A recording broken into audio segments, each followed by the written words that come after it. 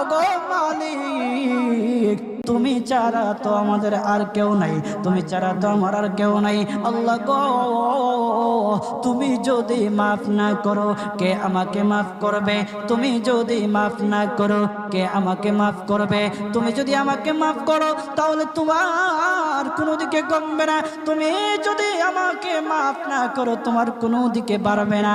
আল্লাহ গো, তুমি আমাকে মাফ করে দাও। সারাটা জীবন অন্যায় কাজ করেছি, সারাটা জীবন নাফরমানি করেছি, আমার কাছে কালেমার দাওয়াত কম আসে নাই, আমার কাছে কালেমার দাওয়াত কম আসে নাই, আমাকে লোকেরা কম বোঝায় নাই। ওগো আল্লাহ, তুমি আমাকে মাফ করে দাও।